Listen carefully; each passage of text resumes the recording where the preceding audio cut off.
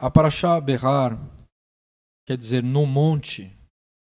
No monte o Eterno falou com Moshe Rabbeinu. Ele vai descrever várias mitzvot relacionadas com a terra e as práticas agrícolas em Eretz Israel. É interessante saber que esse mandamento ele só é dado para Eretz Israel. Não é um mandamento para se cumprir no Brasil. Se a pessoa quiser cumprir, mas ela é específica para Eretz, específica para a Terra Santa. Em especial a mitzvah de Shemitah, que corresponde ao descanso do solo por um ano depois de uma sequência de 6 anos. Assim sendo, a Shemitah corresponde ao Shabat dos anos. Nenhuma obra de semeadura, colheita ou preparo da terra poderá ser feita. A terra vai descansar. O que nascer dela, você pode colher para a sua alimentação, para a alimentação da sua família. Mas você não pode fazer uma colheita e vender a colheita. E as pessoas viviam disso. A gente tem que entender que nessa época do templo, nessa época,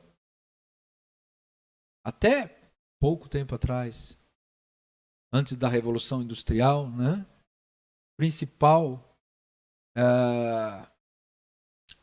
a economia girava em agricultura e pecuária. Então precisa ter uma fidelidade muito grande para você trabalhar 6 anos e no 7º ano você não fazer nada. Você só colher o que a terra produz. E não somente isso. A sua porta, a porteira da sua fazenda deve estar aberta para que as pessoas que estão passando na rua, que estão com fome, podem entrar e pegar uma laranja. Sem pedir autorização. Entende?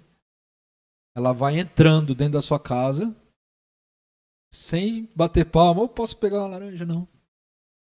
Porque a terra é do Eterno. Ele dá aos seus filhos. Então nós não temos terra no 7º ano. Não é nosso.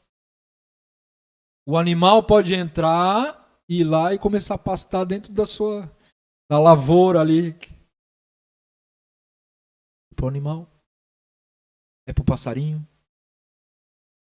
É para a viúva. São para os pobres. E nós não temos autoridade sobre aquela terra. Porque é do Eterno. No 7º ano. Mas o Eterno fala assim, olha, você vai ser fiel no 7º ano, mas eu vou ser fiel com você antes.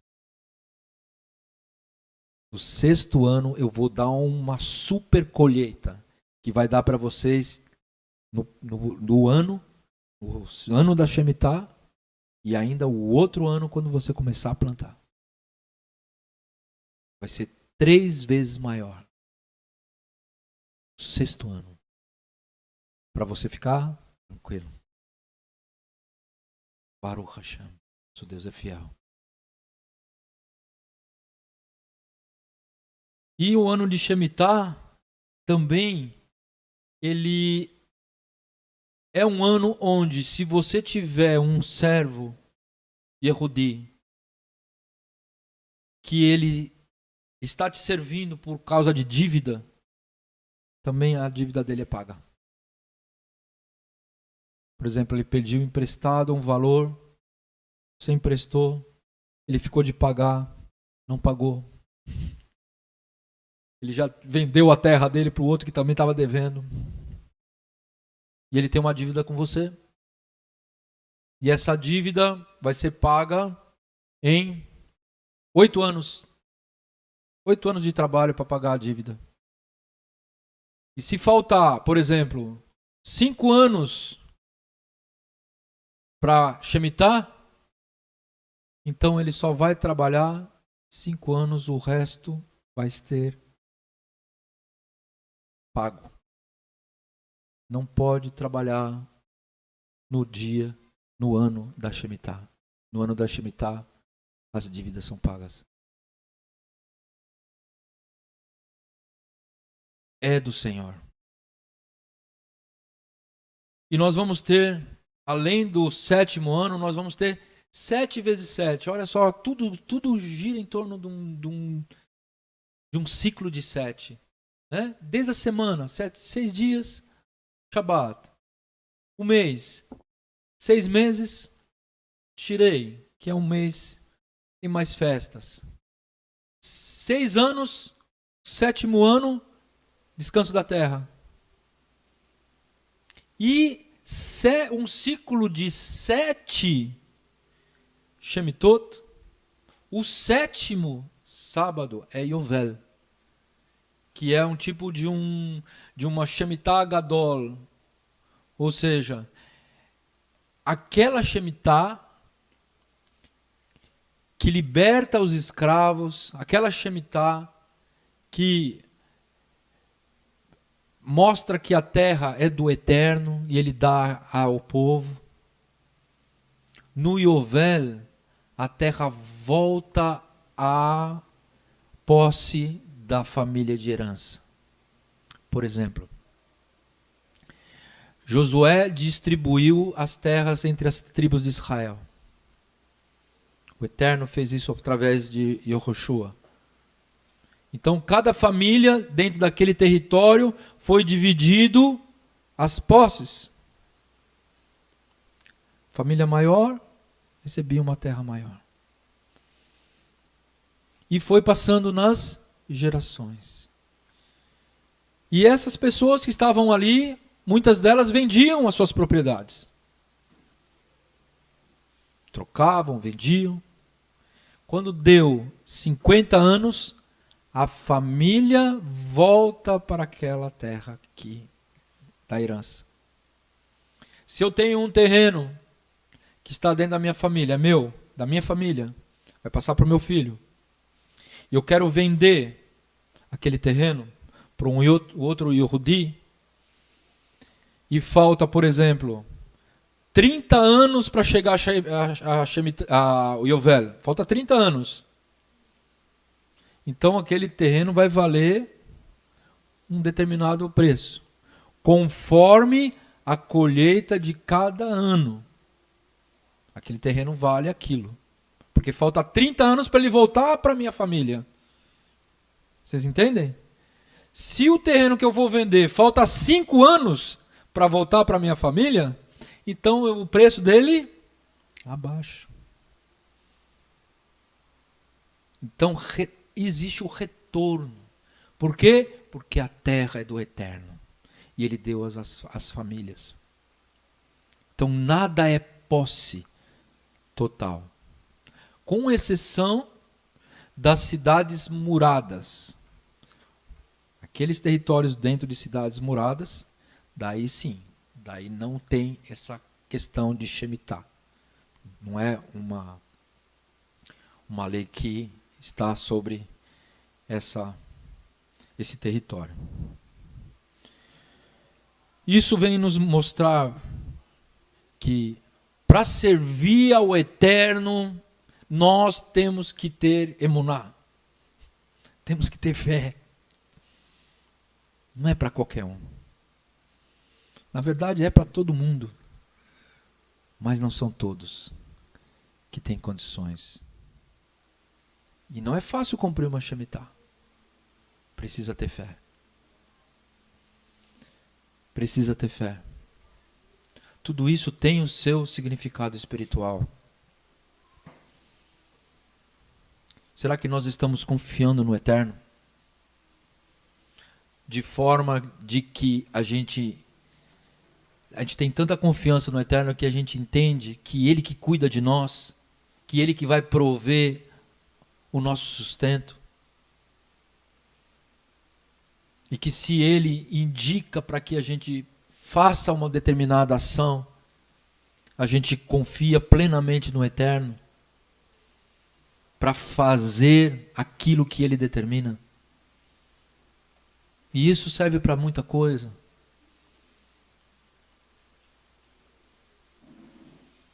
Isso serve para cumprimento das mitzvot. Será que a gente tem fé suficiente para deixar de trabalhar numa festa judaica? Vamos deixar de ganhar aquele dia? Mas o dia do Senhor?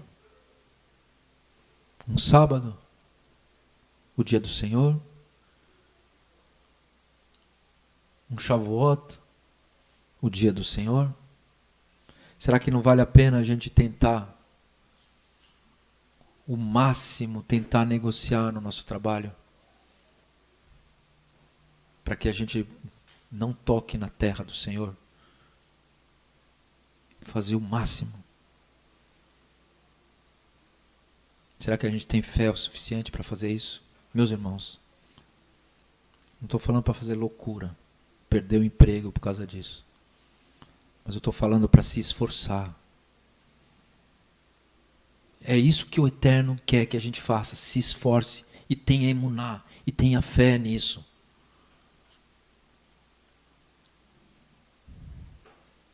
Se Deus me livre, acontece alguma coisa e a gente precisa faltar num dia por causa de ir no médico, a gente vai no médico. Mas quando é festa do Senhor, a gente não se esforça em tentar negociar. A fé é a confiança no Eterno. Então a palavra emuná, meus ahim, ela está ligada, né, com fé. Emuná é fé em hebraico. Ela está ligada com fidelidade. Então fé, o pessoal quando fala, eu tenho fé. No português a gente entende assim, fé é a minha crença, né? Eu creio nisso, eu tenho fé em Deus, eu creio em Deus. Mas a palavra hebraica de fé, que é emuná, não é só crer, não é só acreditar, não é saber que existe. Fé é fidelidade. E o que é fidelidade? É você ter um entendimento de que se você está ligado a Deus, se você tem um compromisso com Deus, você é fiel em tudo. Em tudo. E é difícil. Se a gente tem um pacto com Deus, nós temos um casamento, nós temos uma aliança. Nós temos as nossas esposas, os maridos, e existe um pacto de fidelidade. Não pode haver nenhuma infidelidade, porque essa infidelidade ela vai romper com esse pacto. O Eterno exige de nós, como povo, que a gente adore a Ele e que não tenhamos nenhum outro Deus além dele. Jamais. E Deus, Ele tem um povo e Ele não tem outro povo. Vocês entendem? O Eterno tem fidelidade com Israel, como povo de Israel. E quem não é povo de Israel é enxertado em Israel. Nós somos enxertados em Israel. Então Deus tem um povo só na face da terra. E Ele é fiel somente com esse povo. Porque Ele não coloca um outro povo além de Israel. Assim como nós também não colocamos outro Deus além do Deus de Israel.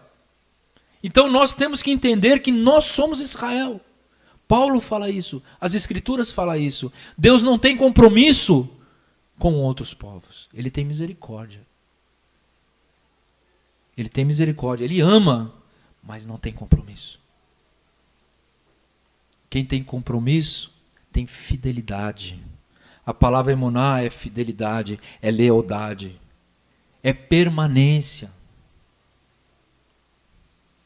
Eu comentei, eu acho que semana passada, sobre um texto que é maravilhoso, que diz assim, vou tentar parafrasear, que eu não anotei aqui, mas diz assim, Rav Shaul fala, se nós não formos fiéis, porque é impossível nós sermos fiéis 100%, meus irmãos, nós somos pecadores. Sempre a gente vai acabar pecando em alguma coisa. Mas Paulo diz, se nós não formos fiéis, ele permanece fiel. Se nós cairmos, ele nos levanta. Mas se nós o negarmos, ele também nos negará. Ele permanece fiel, mesmo nós não sendo 100%. Porque o nosso pecado não pode ser um pecado voluntário. Deve ser um pecado involuntário. Um acidente de percurso. Esse tipo de infidelidade é aquela que o Eterno permanece fiel conosco. Mas aquela infidelidade de negar, ele também nos negará. Ele também nos negará. A palavra emuná, ela está ligada na questão de confiança. Os Bnei Israel, se exige dos Bnei Israel não tocar na terra no ano de Shemitah. Senhor, como é que eu vou comer? Como é que eu vou alimentar? A terra produzirá. A terra produzirá.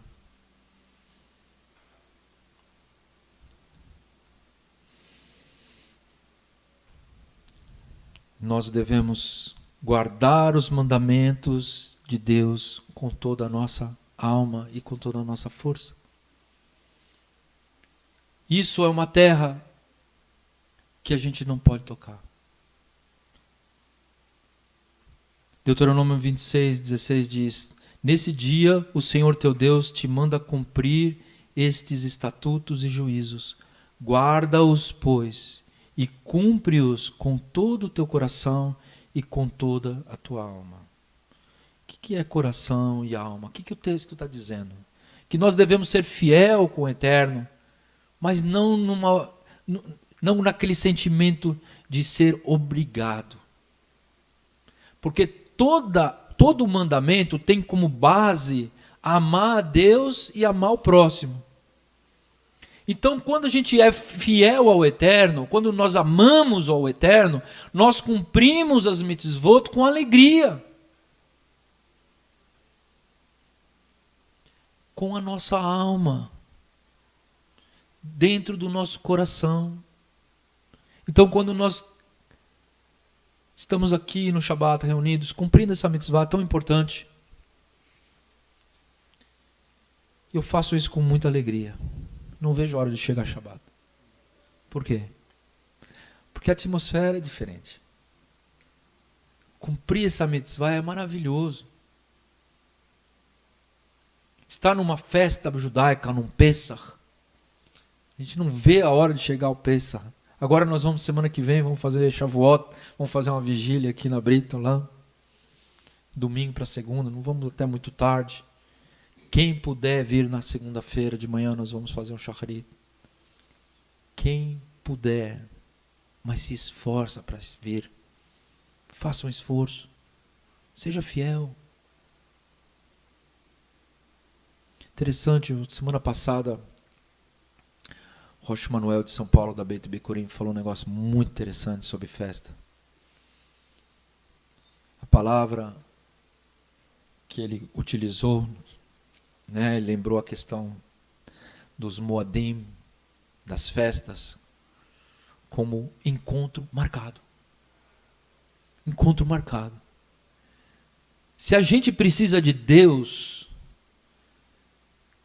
A qualquer hora do dia, 24 horas por dia, a gente pode orar, não pode? 3 horas da manhã, você teve um sonho esquisito, daí você acorda e vai orar, repreender. Você precisa marcar horário, agenda, ligar. Eu queria falar. Na hora, o Eterno te ouve. Na hora, o Eterno conhece os seus pensamentos. Se a gente está no carro, de repente, acontece alguma coisa, Deus me livre, e a gente tem que fazer uma oração relâmpago para um livramento, na hora o Eterno ouve, na hora Ele te livra. Ou seja, o Eterno está disponível para cada um de nós, a qualquer segundo, qualquer momento. Ele está disponível. Mas agora, Ele pede 7 encontros anuais, fora o Shabat. 7 festas, com seus encontros aumenta um pouquinho. E nós não estamos sendo disponíveis. Ah, não posso. Eu tenho marcado contigo. Não posso. Veio visita na minha casa. Tenho que fazer não sei o quê. Vamos refletir isso. Como é importante. É um encontro marcado. Quando a gente namorava, antes de casar, né? Marquei o encontro com a amada. Vou no cinema, no shopping ali, tal hora. A gente não vê a hora de chegar. Será que a gente está cumprindo com os encontros do Senhor? É um encontro. A palavra hebraica é encontro. Eu marquei um encontro contigo. Eu lembro até do hino antigo, né? Que diz: eu marquei um encontro com Deus na sua casa. Que coisa linda, meus irmãos. Guardar a fé no coração. Fazer, cumprir as mitzvot com amor. Com amor. Guardar a fé no coração. Provérbios 4, 20 a 23 diz: filho meu, atenta para as minhas palavras. As minhas razões inclina teu ouvido. Não as deixe apartar-se dos teus olhos. Guarda-as no íntimo do teu coração. Guarda no íntimo do teu coração. Porque são vida para os que o acham e saúde para o teu corpo. Sobretudo, o que se deve guardar, guarda o teu coração, porque dele procedem as fontes das vidas. Guarda o teu coração. Deus está dentro do teu coração. Guarda esse diamante maravilhoso. A palavra de Deus é um diamante. Não existe nada mais valioso nesse mundo do que a palavra. 2 Timóteo 4, 5 a 7, Rav Shaul fala ao seu Talmid: mas tu, sê sóbrio em tudo, sofre as aflições, faz a obra de um evangelista, cumpre o teu ministério, porque eu já estou sendo oferecido por aspersão de sacrifício, e o tempo da minha partida está próximo. Combati o bom combate, acabei a carreira e guardei a fé. Guardei a fé. Muitas coisas querem abalar nossa fé.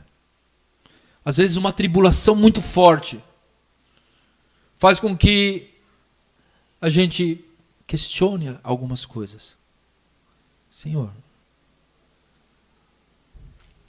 será que eu errei? Aonde eu errei? Senhor, não foi o Senhor que me indicou para esse caminho e agora eu estou padecendo.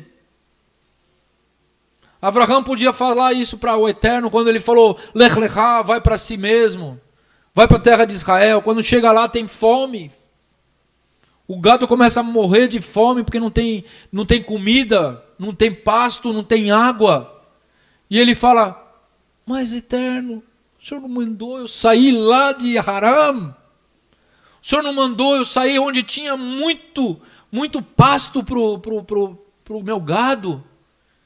E aqui eu estou tendo que vender as coisas, estou vendo o gado morrer. E eu fiz exatamente aquilo que o Senhor pediu para eu fazer. E ele foi obrigado a ir para um lugar, para o Egito, e chega lá e perde a mulher. Senhor, não estava lá em Harã, não estava tão bom. Eu fui escutar a sua voz. Será que é a tua voz? Será que foi a tua voz? Ou foi a minha mente? Às vezes a gente não pergunta isso. Senhor, o Senhor me indicou para vir para cá. Chego aqui, tem mais problema do que onde eu estava.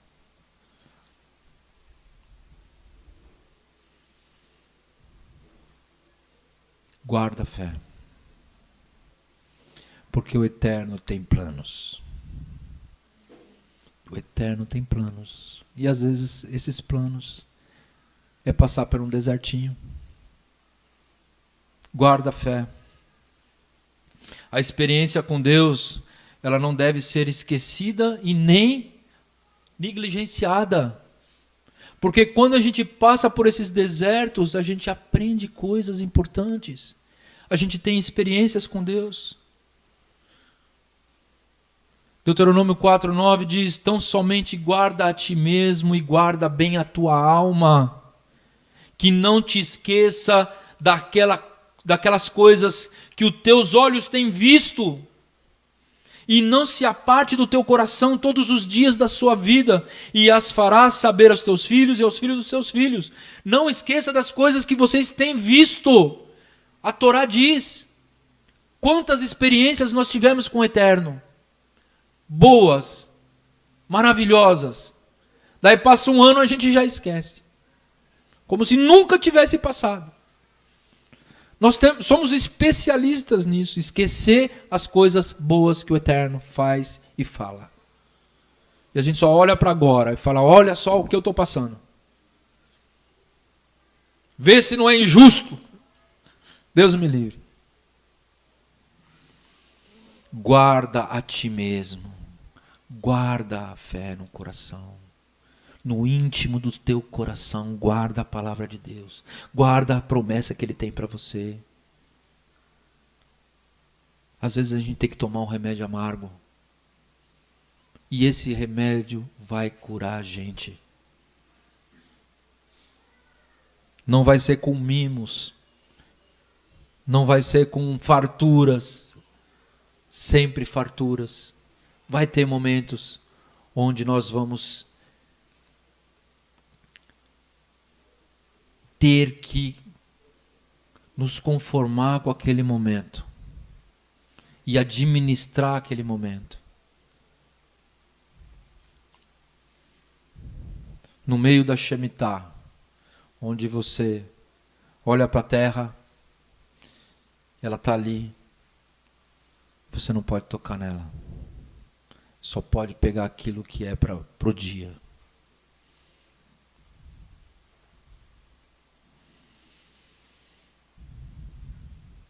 A disciplina, meus irmãos, muitas vezes vem por causa da negligência de não guardar as mitzvot. E a disciplina muitas vezes é boa. Porque vai nos abrir os olhos. Porque às vezes a gente começa a fazer algo errado, o Ruach HaKodesh nos avisa. Daí a gente fica com aquele sentimento e tal, tenta não fazer, daí está fazendo de novo. Dali a pouco você tenta não fazer de novo, daí você faz de novo. E cada vez a voz do Ruach vai diminuindo, até o momento que você fala, é normal. Você não escuta mais. Não é assim? Daí vem uma tribulação gigante para te dar um chacoalhão. Já que a gente não escutou na voz mansa do Ruach HaKodesh, já se a gente deixou a nossa mente cauterizar, então agora vem um chacoalhão. Para que a gente volte e fale, não devia ter feito isso. Bem que Deus me avisou. Então, a disciplina, muitas vezes, momento difícil, é porque é normal. Deus quer te ensinar algo, então você passa por um momento difícil. Mas às vezes, o momento difícil é porque é consequência dos nossos erros. Por isso que nós estamos passando. Para a gente voltar atrás e fazer techuvá e realmente fazer a coisa que o Eterno quer que a gente faça. Baruch Hashem. Precisamos ter fé. E essa fé, essa emuná, essa fidelidade, ela deve estar acompanhada com obras. Não adianta a gente falar que é fiel e não agir de acordo.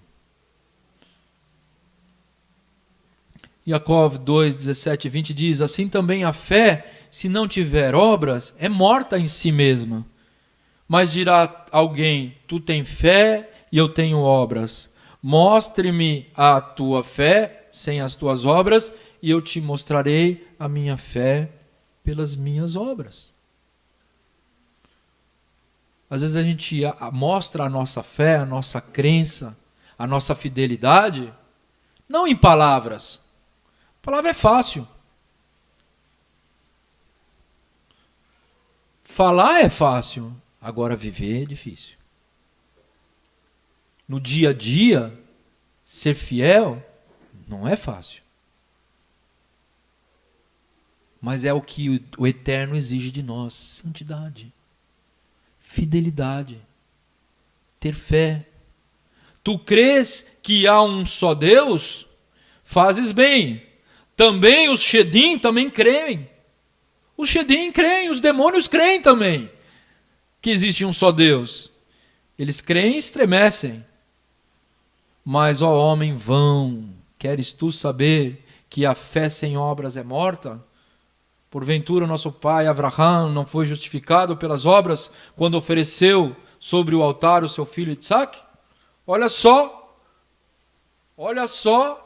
a prova que Avraham sofreu, pegando aquilo que era de mais precioso e oferecendo a Deus.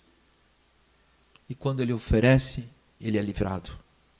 Bem vês que a fé cooperou com as obras, que pelas obras a fé foi aperfeiçoada. Olha só que interessante. A fé cooperou com as obras, porque se Avraham não tivesse fé, ele não ia obedecer. Se ele não tivesse fidelidade, ele não ia obedecer. Mas ele obedeceu cegamente, porque ele amava o Eterno. E ele obedeceu ouvindo a voz do Eterno, pedindo aquilo que ele tinha de melhor. Então, a sua fé cooperou com a sua obra. Sem a fé, ele não ia fazer.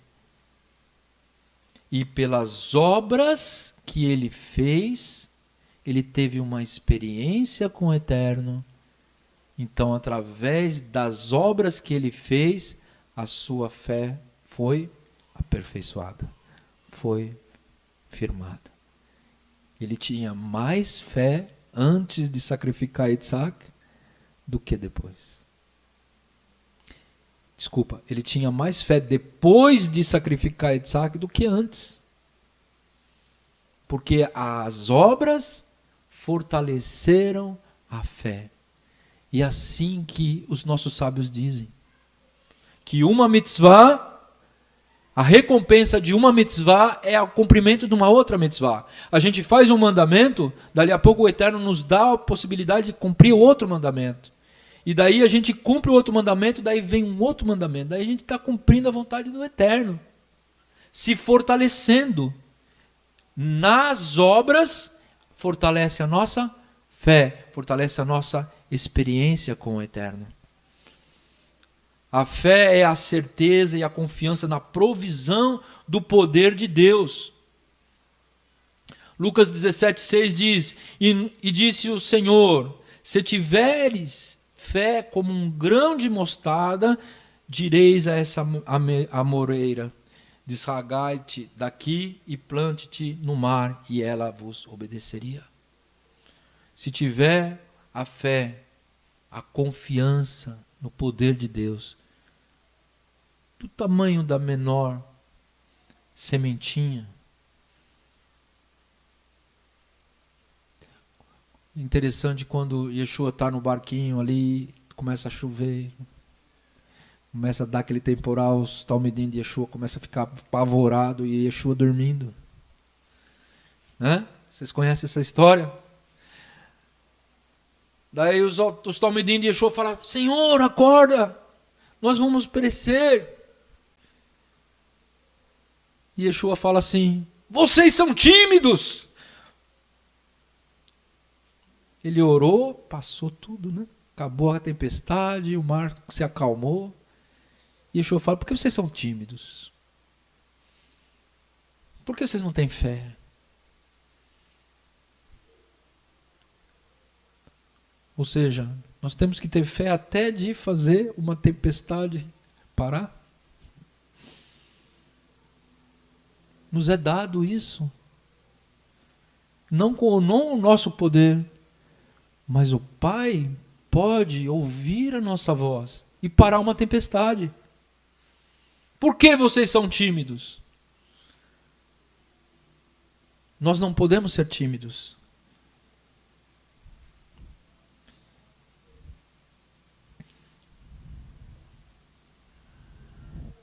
Efésios 3, 11 e 12 diz, segundo o eterno propósito que fez em Yeshua HaMashiach, nosso Senhor, no qual temos ousadia e acesso com confiança pela a nossa fé nele. Nós temos que ter essa confiança. Confiança de ter acesso ao eterno.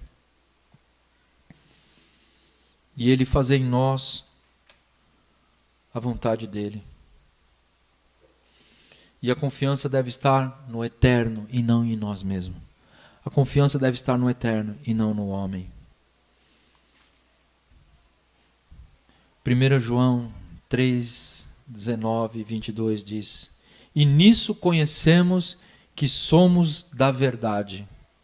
E diante dEle asseguraremos os nossos corações, sabendo que, se o nosso coração nos condena, maior é Deus do que o nosso coração, e conhece todas as coisas. O Eterno fala no nosso íntimo. Quando nós temos intimidade com Deus, Ele fala conosco, e nós sabemos distinguir a voz de Deus. Yeshua fala, eu sou o bom pastor. As minhas ovelhas conhecem a minha voz. Elas não seguem o outro. A voz de Deus tem que ser nítida em nós. E temos que buscar uma intimidade com o Eterno. Buscando santidade, nós temos acesso à voz de Deus.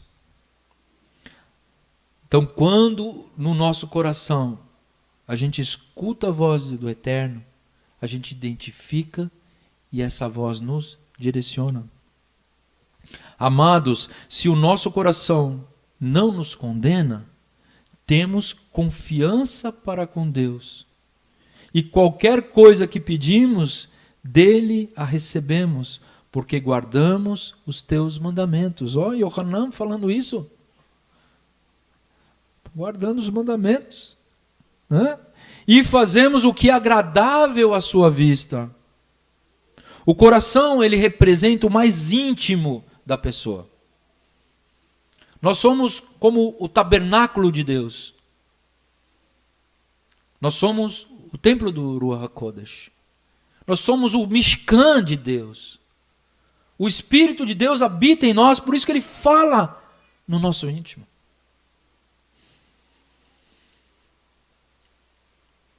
O coração é o mais profundo lugar íntimo da nossa alma.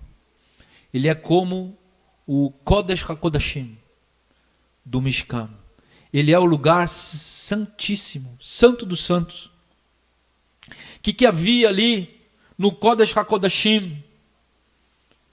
Tudo isso são sombras, como diz Rav Shaul, são sombras das coisas que irão acontecer. O Kodesh HaKodashim, o Santo dos Santos, tinha o Aron Habrit, a Arca da Aliança, que é um lugar de segurança. Ela é fechada, ela tem uma tampa. Olha só que interessante. Dentro do lugar que é santíssimo, era um lugar central do Mishkan. Ninguém entrava ali, só no Yom Kippur, o Kohen Gadol, uma vez por ano. Então é um lugar reservadíssimo. E lá dentro tem uma caixa de ouro, uma arca de ouro, com uma tampa, no lugar reservado, e então aquilo é reservadíssimo. E o que tem guardado dentro da arca? As luchot, as 2 tábuas. O que significa essas 2 tábuas? É a palavra de Deus. Ali estão os 10 mandamentos. Então nós temos toda uma estrutura do Mishkan. Nós temos a cerca que trazia a santidade do Eterno para aquele lugar santo, o pátio, onde tinha o altar de sacrifício, onde tinha a pia de purificação. Nós vamos ter também um lugar coberto, e a primeira câmara, o primeiro átrio, o átrio interno, nós vamos ter a menorá, nós vamos ter o altar de incenso, nós vamos ter a mesa dos pães, lugar reservado, só pode entrar Cohen ali dentro. E nós vamos ter um lugar reservadíssimo, que é o Kodesh HaKodashim, onde o Kohen Gadol vai entrar uma vez por ano. E lá naquele lugar reservadíssimo, nós vamos ter a Arca da Aliança com uma tampa que fecha, e lá dentro vamos ter as 2 luchot. No lugar mais do que reservado. E essas luchot são os 10 mandamentos. E essas luchot é a palavra de Deus. E essas luchot é Yeshua HaMashiach. É a palavra que se fez carne. Nós somos o Mishkan. O nosso coração é o Kodesh HaKodashim. E lá dentro do nosso mais profundo íntimo, nós temos que guardar a palavra de Deus, meus irmãos, que é Yeshua HaMashiach. Nada pode nos abalar. Essa fé, ela tem que ser guardada, como as luchot que era guardada no Mishkan, no Kodesh HaKodashim. Ali temos a vara de Aron. A vara de Aron que floresce é a revelação, indica a revelação de Deus, a escolha de Deus. Entre todas as varas das 12 tribos, uma só floresceu, que é a vara de Aron, que é o sacerdote. Então, o Eterno escolhe a Yeshua HaMashiach e o mostra de uma forma sobrenatural que ele é o Mashiach.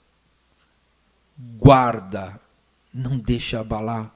No judaísmo messiânico, muitas pessoas se desviam, começam a seguir a religiosidade, começam a seguir mais a religião do que a emuná em Yeshua.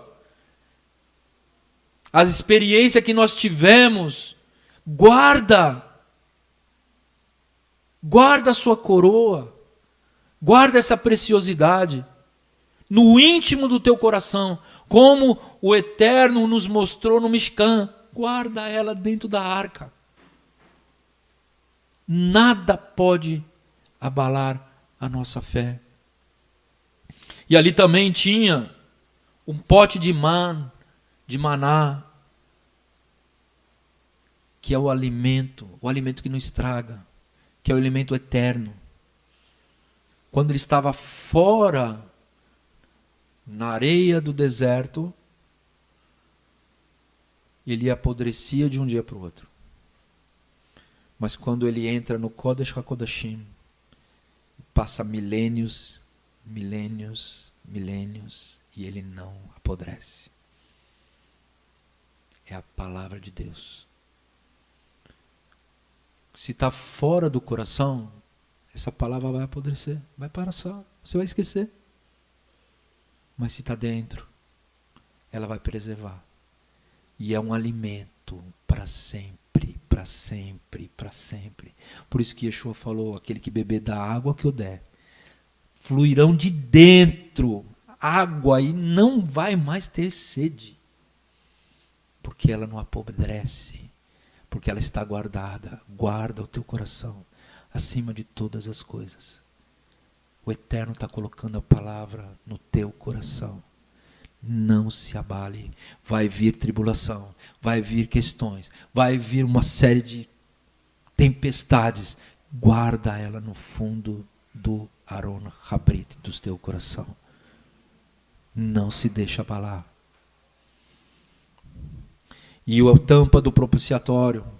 Que era a tampa do propiciatório? Tinha 2 querubins.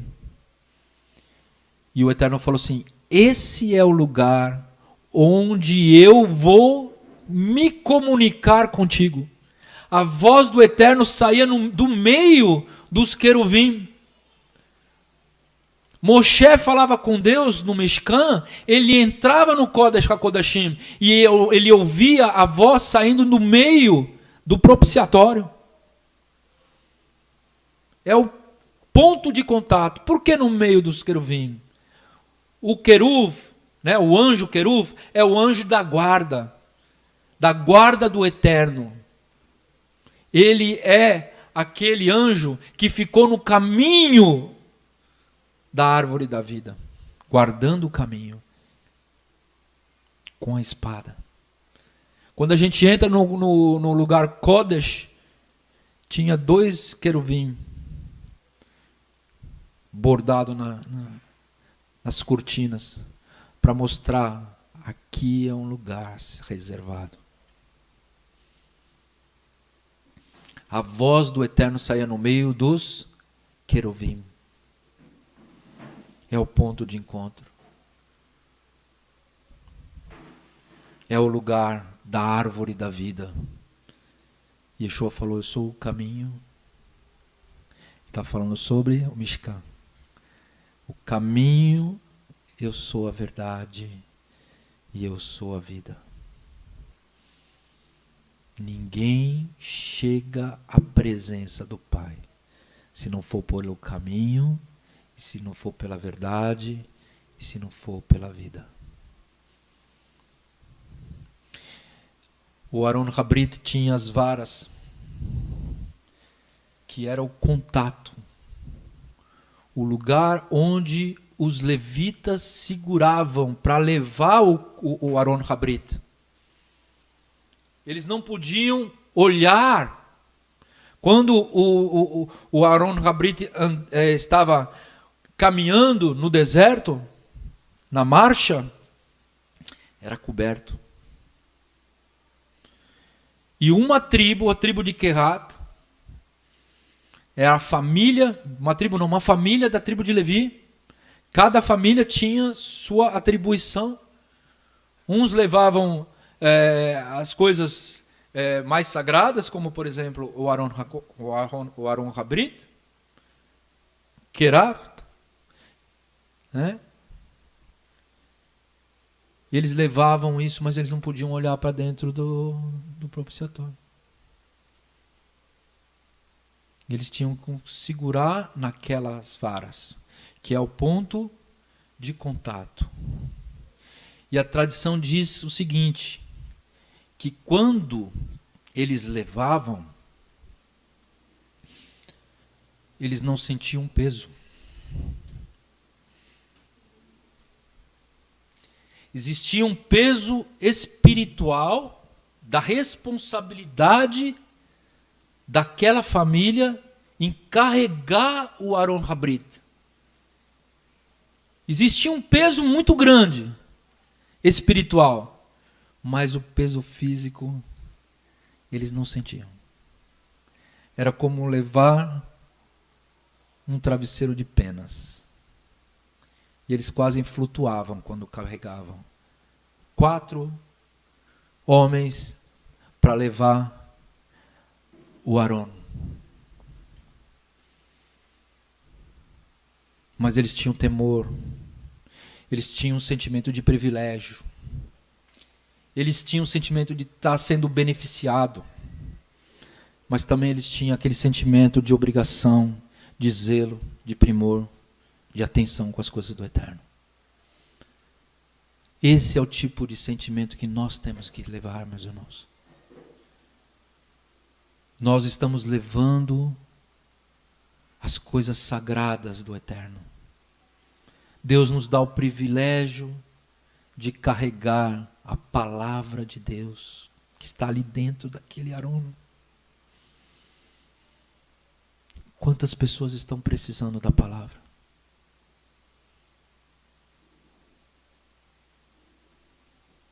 Nós temos a água viva que flui de nós. Quantas pessoas estão precisando dessa água que tem sede? Nós precisamos ter esse sentimento de dever, de obrigação, mas por amor. Maldito é aquele que fizer a obra do Senhor fraudulosamente. Jeremias 48:10. Vamos fazer as coisas com zelo? Será que os levitas, quando chegavam perto daquela arca e pegavam naquela vara e levantavam aquela vara, fazia de qualquer jeito? Será que eles chegavam atrasados para levar a arca?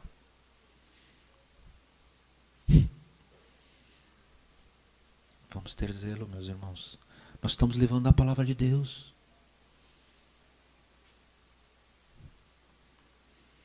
O Aron Habrit é como o trono do Eterno, segundo a tradição judaica.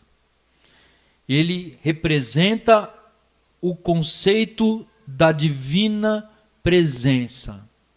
E o conceito é a Merkavá. Vocês já ouviram falar na Merkavá? Acho que eu já falei aqui para os mais antigos. Merkavá é a carruagem. É a carruagem do trono de Deus.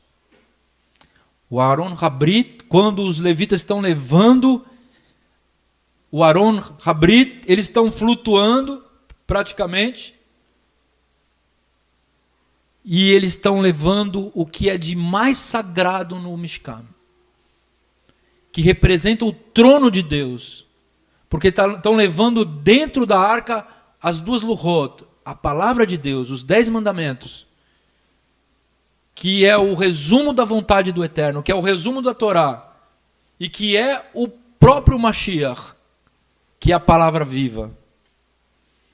E esse conceito vem de Ezequiel, e em outros textos também. Eu vou ler para finalizar aqui, meus irmãos. É um texto muito complicado, os irmãos conhecem. Ezequiel, peguei só um pedacinho. Ezequiel 23, 27. 1, 23, 27. E debaixo do firmamento, ou seja, deixa eu dar uma introdução. Ezequiel viu uma grande visão que vinha do céu. Algo que estava se movimentando. E ele começa a descrever isso. E a gente, quando começa a ler, é algo totalmente diferente. A gente não consegue entender o que ele está tentando passar. O que ele conseguiu ver? Ele viu 4 seres que tinham 4 rostos, um rosto de leão, um outro de águia, um outro de boi, um outro rosto de homem. e tinha muitas asas, ele viu também umas rodas que tinham muitos olhos, né? E em cima desses, ele falou que tinha querubins, e em cima do querubim tinha tipo uma plataforma de safira, e em cima dessa plataforma tinha um trono, que ele fala que é o trono de Deus, e aquilo vinha do céu, e vinha, e ele começou a descrever isso, e ele chega e fala assim, que debaixo do firmamento estavam as suas asas, direitas como uma direção à outra, cada uma tinha duas que lhe cobriam o corpo de um lado, e cada uma tinha outras duas asas que cobriam o outro lado, e andando eles, ouviu o ruído das suas asas, como o ruído de muitas águas, como a voz do Onipotente, um tumulto como um estrépito de um exército. Olha só o que ele estava ouvindo, o que ele estava vendo. Parando eles, baixavam suas asas, e ouviu-se uma voz vinda do firmamento, que estava por cima das suas cabeças. Olha só, o firmamento estava acima das asas dos querubins. Parando eles, abaixavam suas asas. Por cima do firmamento, que estava por cima de suas cabeças, havia algo semelhante a um trono, que parecia pedra de safira, e sobre essa espécie de trono havia uma figura semelhante à de um homem. Olha só, existia no trono alguém semelhante a um homem. Da parte de cima sobre ele, e via como a cor de âmbar, como uma aparência de um fogo, pelo interior dele ao redor. Olha só que visão. Não dá nem para a gente entender isso, descrever isso. Desde o aspecto dos seus lombos e daí para cima, e desde o aspecto do seu lombo daí para baixo, vi como a semelhança de fogo. Esse homem que estava ali, resplandecente, e um resplendor em redor dele. Essa foi a visão de Ezequiel.